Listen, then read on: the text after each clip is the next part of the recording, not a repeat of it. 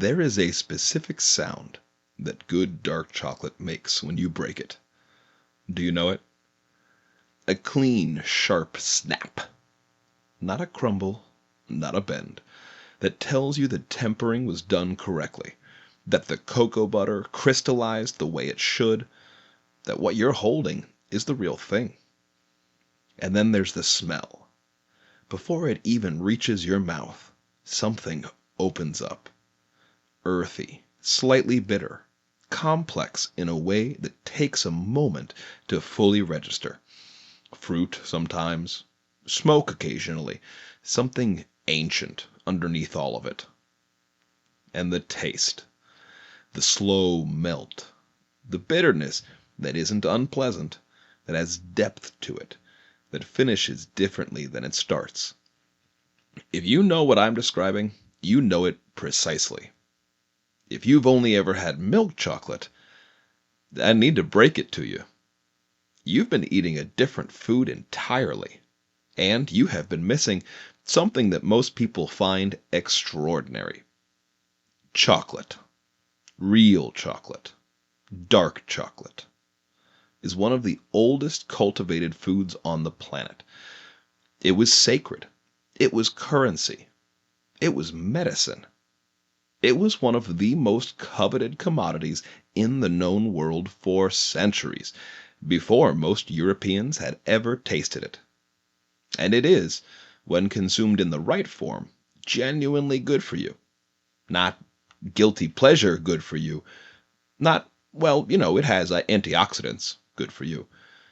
Measurably, mechanistically documented in peer-reviewed literature good for you. Today, we tell its story. All of it.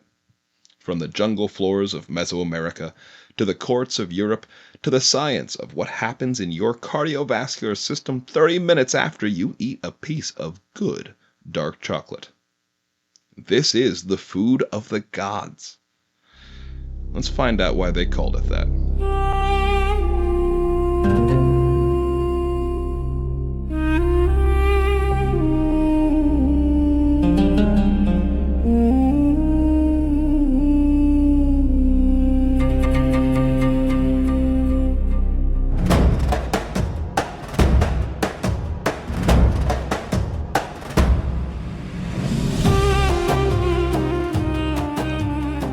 This is Eat or Die, Stories from the Human Table, from Renegade Health Group.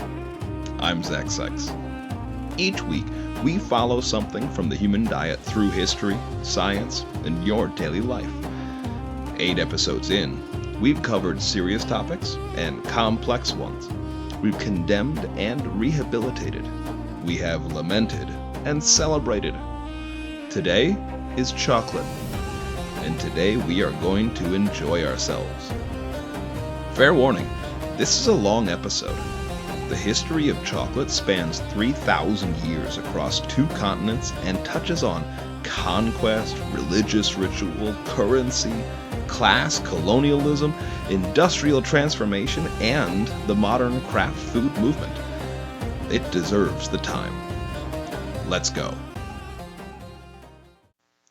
Chocolate begins as a fruit. The cacao tree comes from the genus Theobroma.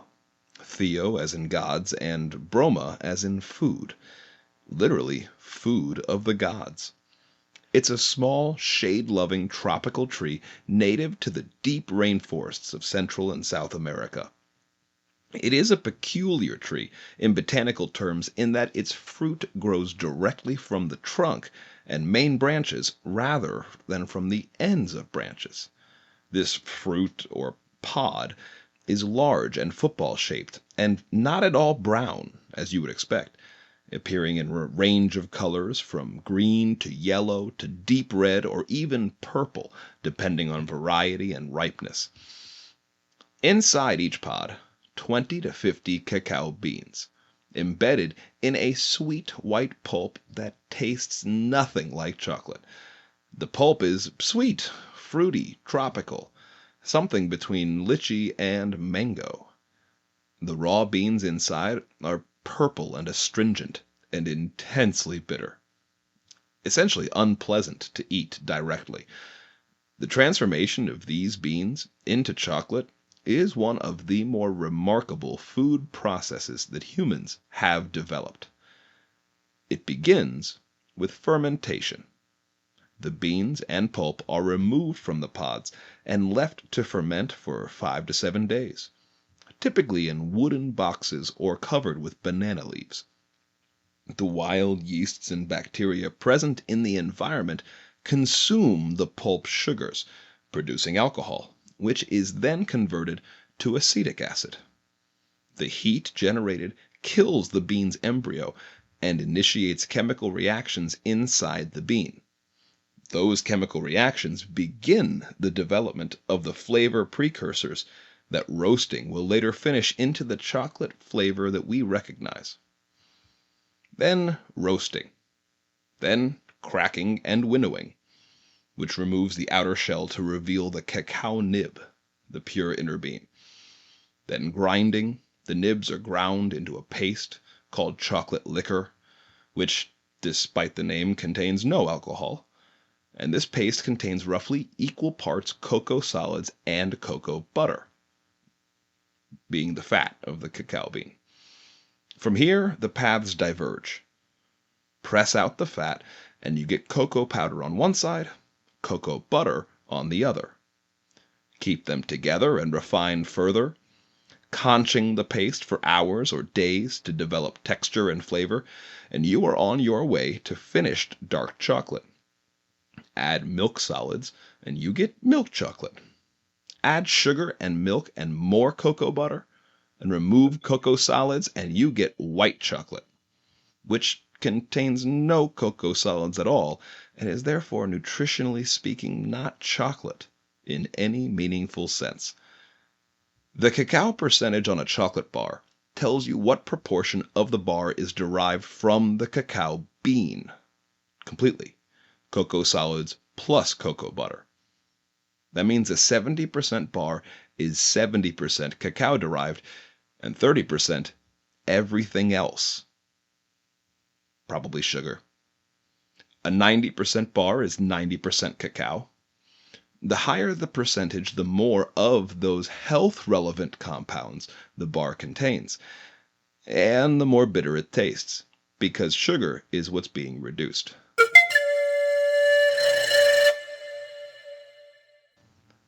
The oldest evidence of cacao use comes from ceramic vessels bearing chemical residue of processed cacao dated to approximately 1750 BCE, from the Olmec civilization of the Gulf Coast of Mexico. The Olmec are one of the earliest complex civilizations of Mesoamerica and among the least understood. What we know about their relationship with cacao comes largely from archaeology rather than written record. The Maya, who followed the Olmec and in many ways built on their foundations, left us considerably more. The Maya hieroglyphic texts, painted pottery, and ceremonial vessels give us a detailed picture of cacao's role in Maya society, and it was not marginal. Cacao was sacred. The Maya creation myth lists cacao among the food the gods used to create human beings. The cacao tree appears in Maya cosmology as a world tree, connecting the earthly realm to the divine. Cacao pods were depicted on sarcophagi and burial offerings, and the drink prepared from cacao, consumed at religious ceremonies, royal courts, betrothal rituals, and funerary rites. It was not just a beverage, it was a sacrament. The Maya chocolate drink bears almost no resemblance to what most people today think of as hot chocolate. It was prepared by roasting and grinding cacao beans, mixing the paste with water, and pouring the liquid from one vessel to another from a height, which creates a froth on the surface, and that was considered the most desirable part of the drink. It was typically unsweetened, often mixed with chili, sometimes with corn, vanilla, or other flavorings. It was thick, bitter, complex, and consumed cold as often as hot.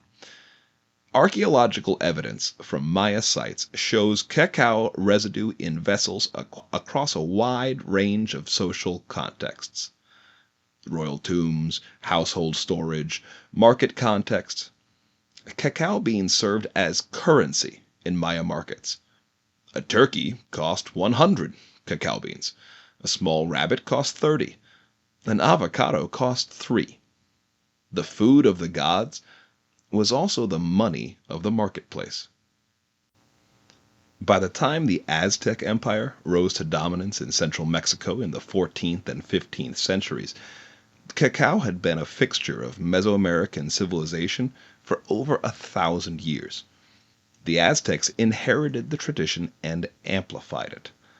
The Aztec word for that cacao drink, chocolat, meaning bitter water, is likely the origin of our word chocolate. The Aztec emperor Montezuma II was reported by Spanish chroniclers to consume enormous quantities of the drink daily. Some accounts claim 50 cups, which is almost certainly exaggerated, but the underlying point is real. Cacao consumption at the Aztec court was prodigious and ceremonially significant. Cacao beans were so valuable as currency that counterfeiting was documented. Unscrupulous merchants hollowing out beans and filling them with dirt or clay before passing them off in markets. When you are forging currency, you are dealing with something worth forging. Cacao was worth forging. Aztec warriors received cacao as part of their rations, mixed into a portable paste with corn that could be dissolved in water on campaign.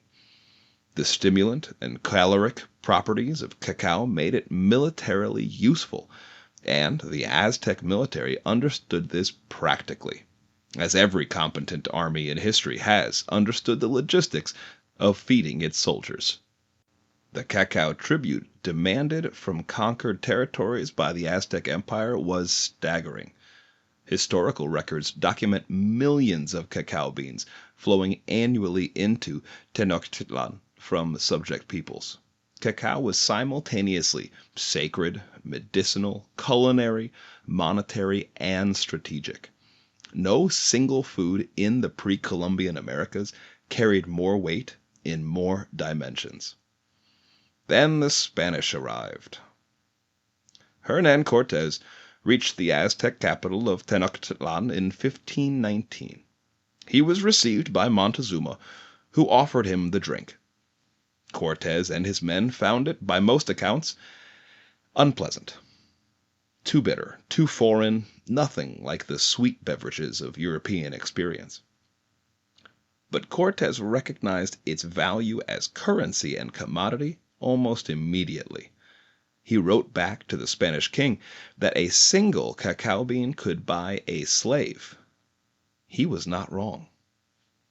Cacao reached Spain in the early 16th century, and for roughly a century, it remained an almost exclusively Spanish secret. The Spanish court adopted the drink, modified heavily, sweetened with cane sugar, flavored with vanilla, sometimes warm, and guarded knowledge of its source with unusual secrecy. For nearly 100 years, while Spain built its empire on the labor of Mesoamerican peoples, the source of chocolate was one of the more successfully kept commercial secrets in European history. The secret broke in the early 17th century, and chocolate spread through European aristocracy with remarkable speed. France, Italy, England, Austria, the courts of Europe adopted the chocolate house and the chocolate drink as symbols of wealth and sophistication. England's first chocolate house opened in London in 1657, and by the late 17th century, chocolate houses in London, where wealthy patrons drank chocolate and conducted business and gossip, they were serious institutions. The famous insurance market, Lloyd's of London, originated as a coffee house famously, but its competitor establishments served chocolate. At Versailles, Louis XIV and the Sun Court consumed chocolate as a matter of course.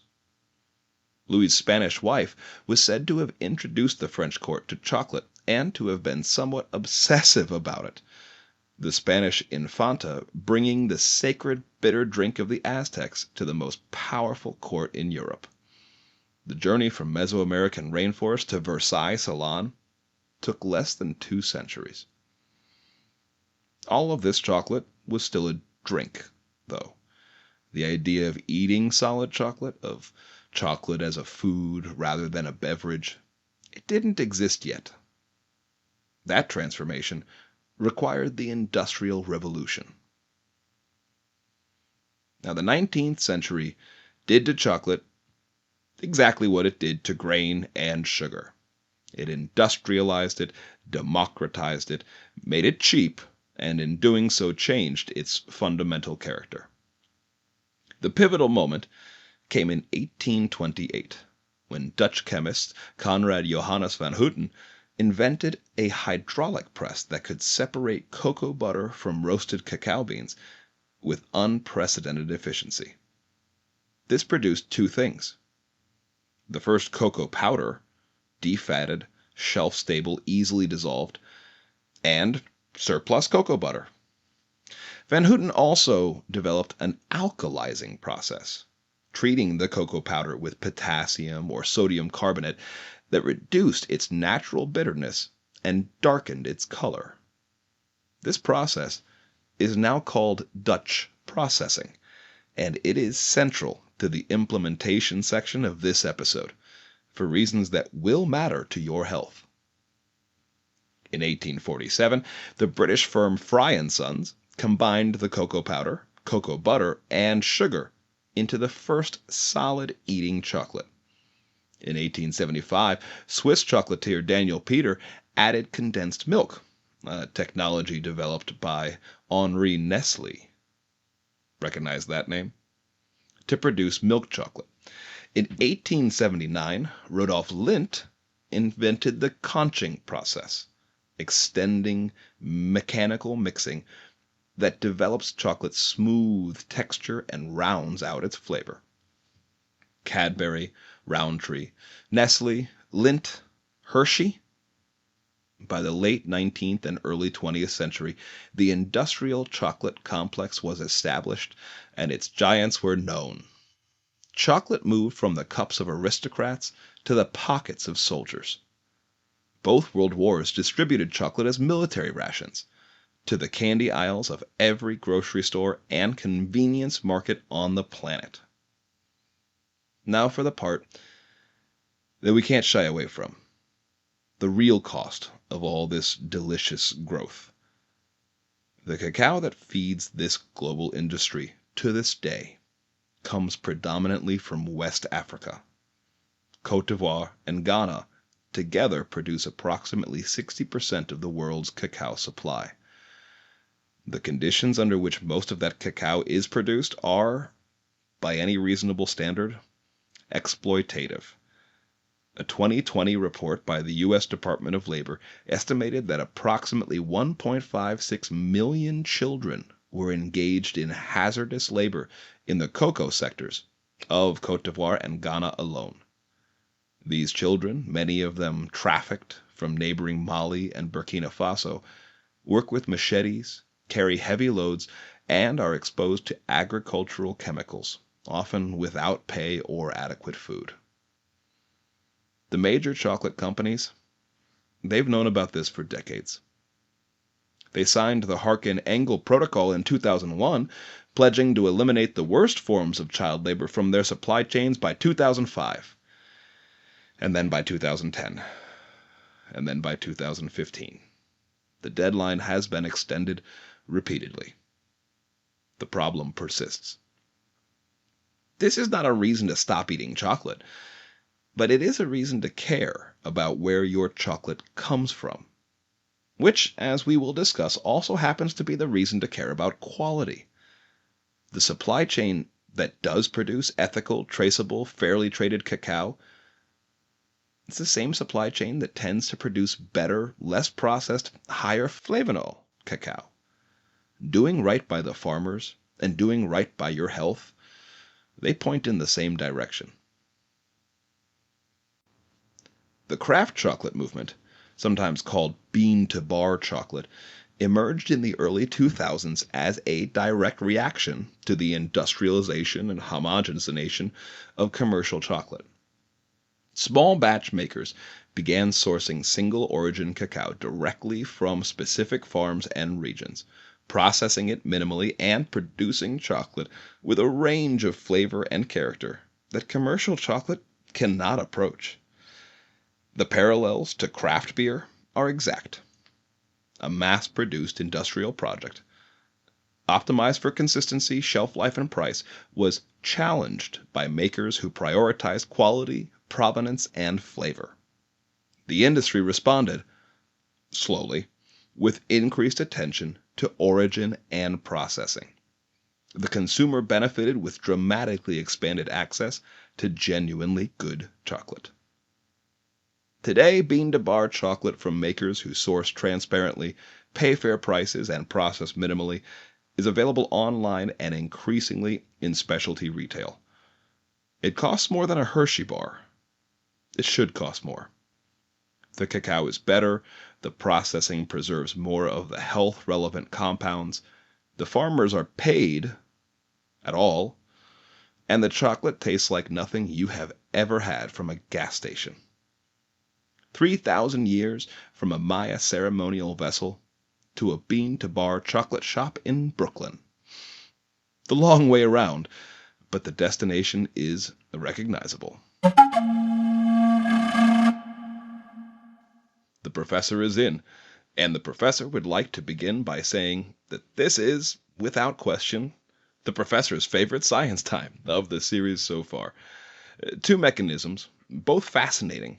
One that explains why dark chocolate measurably improves your cardiovascular function, and one that explains why eating it feels the way it does. That's the cool bit. Let's begin. Cacao is one of the richest natural sources of a class of plant compounds called flavanols, specifically epicatechin and catechin, members of the broader flavonoid family of polyphenols. These are the same class of compounds found in green tea, red wine, and berries.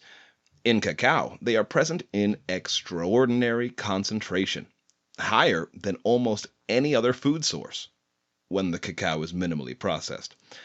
The flavanols in cacao act through several mechanisms simultaneously, but the most important involves nitric oxide. Nitric oxide is a gaseous signaling molecule produced by the endothelial cells lining your blood vessels. Its job is to cause those vessels to relax and dilate, a process called vasodilation. Wider vessels mean lower blood pressure, better blood flow, less strain on the heart, and reduced risk of arterial plaque formation. Cacao flavanols stimulate those endothelial cells to produce more of that vasodilating nitric oxide. Multiple randomized controlled trials have demonstrated that consumption of high flavanol dark chocolate produces measurable improvements in endothelial function, or the ability of blood vessels to dilate, within 2 hours of consumption. Studies have shown reductions in systolic blood pressure of 2 to 4 millimeters of mercury with regular high flavanol chocolate consumption. Now that sounds modest, but at a population level, a 2-point reduction in average blood pressure is estimated to reduce stroke incidence by about 8% and coronary heart disease by almost 5%. Flavanols also inhibit platelet aggregation, right? That's the clumping of platelets that initiates blood clot formation. Aspirin works through a similar mechanism, blocking the pathway that activates the platelets. Cacao flavanols don't work as powerfully as aspirin, and nobody is suggesting that you replace cardiovascular medication with dark chocolate. But the mechanism is real, documented, and meaningful at moderate consumption levels. The Cosmos Heart Study, which was a large randomized trial published in 2022, found that cocoa flavanol supplementation reduced major cardiovascular events by 27% over 3.5 years in older adults. 27% from a food. The professor finds this number difficult to overstate. Here is the critical caveat that connects directly to the implementation section. These effects depend entirely on the flavanol content of the chocolate consumed. And flavanol content is destroyed dramatically and almost completely by Dutch processing. Van Houten's alkalizing treatment, which makes cocoa powder less bitter and darker in color, oxidizes and degrades the flavanol compounds. A Dutched cocoa powder or a chocolate made from Dutched cocoa can have 60 to 90% less flavanol content than its non-Dutched equivalent, even at the same cacao percentage. The percentage on the label tells you nothing about the processing method. We will address that later in the episode. But now, for the mechanism that explains something most chocolate lovers have felt but never had explained to them. Why chocolate makes you feel the way it does. Cacao contains two stimulants of the methylxanthine family, theobromine and caffeine. Caffeine, you know. It's present in smaller quantities in chocolate than in coffee, roughly 12 milligrams per ounce of dark chocolate versus about 95 milligrams in a cup of coffee. Enough to be mildly stimulating, not enough to produce the sharp caffeine hit of espresso. Now, theobromine, that's the more interesting compound. It's present in much larger quantities than caffeine in cacao, roughly 10 times more, and it has a distinct pharmacological profile. Theobromine is a milder stimulant than caffeine, but it acts longer and more smoothly. It dilates the blood vessels, right, complementing that nitric oxide pathway of the flavanols, and stimulates the heart mildly, producing a sustained sense of alertness without the sharp peak and crash of caffeine. Theobromine is also the reason chocolate is toxic to dogs. Dogs metabolize theobromine much more slowly than humans. What produces mild stimulation in a person can reach toxic concentrations in a dog system before it can be cleared. This is not a reason to feel bad about eating chocolate, but it is a reason to keep it away from your pets. Now, beyond those methylxanthine stimulants, cacao also contains phenylethylamine, a compound that promotes the release of endorphins and has a chemical structure very similar to amphetamines, though it is metabolized too rapidly in the gut to produce any significant pharmacological effects for most people. It has been proposed as a contributor, though, to chocolate's mood-elevating effects. The evidence is modest, but not absent. More compelling is cacao's relationship with the endocannabinoid system. Cacao contains small amounts of anandamide, sometimes called the bliss molecule. It's an endogenous cannabinoid that binds to the same receptors as THC, produce mild mood elevation and a sense of well-being. More significantly, cacao contains compounds that inhibit the breakdown of anandamide, effectively extending its own action. This is not a potent psychoactive effect. It is, however, a plausible neurochemical explanation for the specific quality of pleasure that good chocolate produces, something warmer and more sustained than a simple sugar reward. Cacao also influences serotonin pathways. It contains tryptophan, which is the precursor to serotonin, and the fat in cocoa butter facilitates tryptophan's transport across the blood-brain barrier.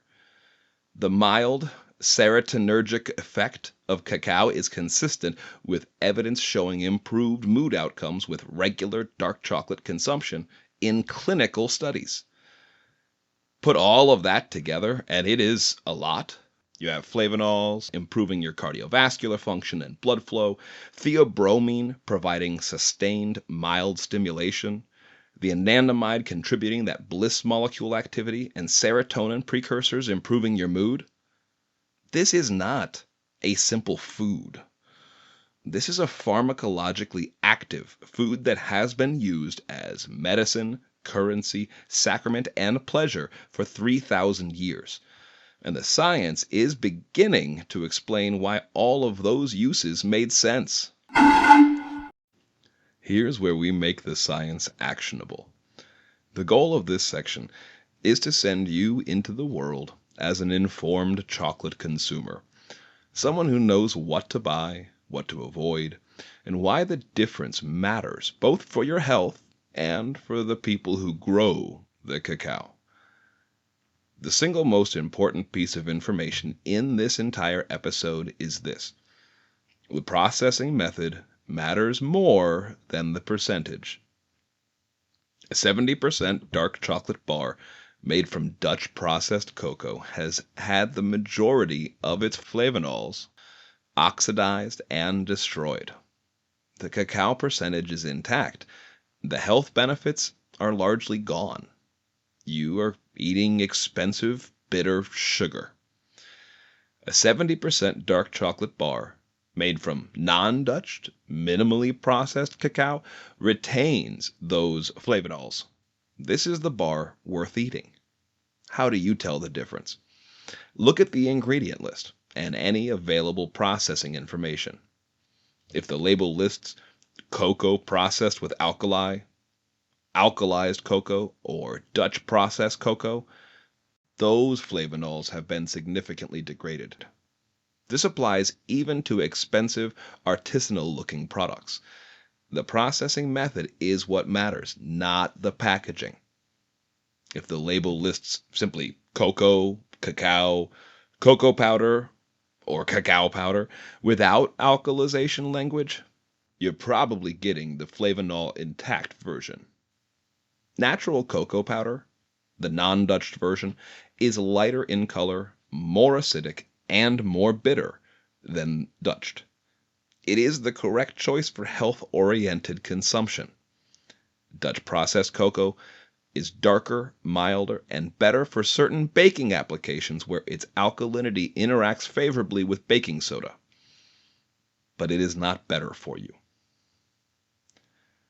With the processing method established, percentage still does matter, but secondarily. This is where the health-relevant flavanol content becomes meaningful. A 70% bar from quality, non-Dutched cacao is the minimum threshold for consuming chocolate as a health-positive food rather than just a treat. At 70%, the sugar content is controlled enough to avoid significant glycemic impact at reasonable serving sizes, and the flavanol content is sufficient to produce measurable cardiovascular effects. 85% and above delivers higher flavanol content and lower sugar, which is good. The bitterness increases, but also becomes more nuanced. Good 85% dark chocolate is not just more bitter. It is more complex. It rewards slower eating, which is also metabolically beneficial. Now, 100% cacao, unsweetened chocolate, is not for the faint of heart. But for those who appreciate it, it represents the maximum flavanol density available in bar form. It demands an acquired taste and probably some fortitude. Now, 50 to 70% dark chocolate is a reasonable middle ground for those transitioning away from milk chocolate. The flavanol content is present but lower, and the sugar content is higher, making it more palatable. Treat it as a stepping stone rather than a destination. Now, milk chocolate, typically 10 to 40% cacao, which in some European nations can't even be called chocolate, contains very little of the health-relevant compounds, significant added sugar, and dairy fat, and should be understood as a confection, a candy, rather than a health food. It's not a moral judgment. It is a nutritional category distinction. Enjoy milk chocolate for what it is. Don't eat it thinking it's doing your cardiovascular system any favors. And we should mention white chocolate, which contains no cocoa solids and therefore no flavanols. It is cocoa butter, sugar, and milk, and is delicious to many people, but it is not chocolate in any nutritional sense. As we noted in the history section, the majority of the world's cacao is produced under conditions that involve child labor and exploitative supply chains. This is not a fringe activist claim. That's not what this episode is for. It is a documented reality by the U.S. Department of Labor, by academic researchers, and by investigative journalism spanning 2 decades. The good news, and there is still genuine good news here, is that the supply chains producing ethically sourced cacao tend to be the same supply chains that produce the higher quality, higher flavanol cacao. So direct trade and fair trade certification models that pay farmers fair prices also tend to attract farmers who invest in better cacao varietals and post-harvest processing. So the economic incentive for quality and the ethical imperative for fairness luckily point in the same direction. Practical guidance? Look for direct trade, fair trade, or Rainforest Alliance certification. Single origin chocolates with named farms or cooperatives are generally traceable to verified sourcing conditions. And bean to bar makers, I'll list a few: Dandelion, Ritual, Taza, Raka, Mast Brothers. They typically publish their sourcing relationships and pay premiums above commodity price. They cost more, but they should. Buying a $10 bean to bar chocolate bar instead of a $2 mass market bar is not virtue signaling. It is choosing a product that is measurably better for your health, produced by people who are paid fairly, and made from cacao that was grown and processed with care. The extra $8 is doing a lot of work, and if you eat it the way you should, will probably last longer anyway. Now, the research on cardiovascular benefits from dark chocolate generally use serving sizes of 20 to 40 grams, roughly 1 to 1.5 ounces of high flavanol dark chocolate consumed daily or most days. You heard that right. It is a small amount.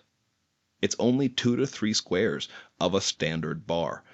The point is regularity and quality, not volume. Chocolate is calorie dense. Approximately 170 calories per ounce for dark chocolate.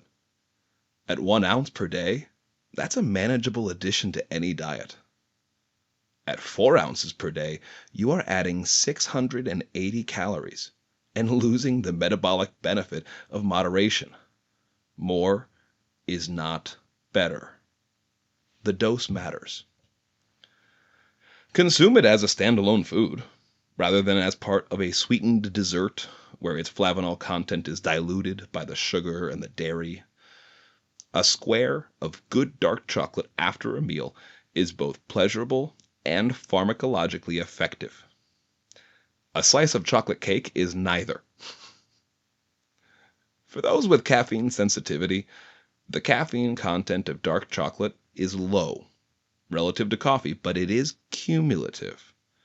So if you're sensitive to caffeine, eat your dark chocolate earlier in the day rather than as an evening dessert. Somewhere around 1750 BCE, an Olmec priest prepared cacao for a ritual occasion, roasted the beans, grinded them on a stone, mixed the paste with water, and poured it from vessel to vessel in the firelight to create that sacred froth.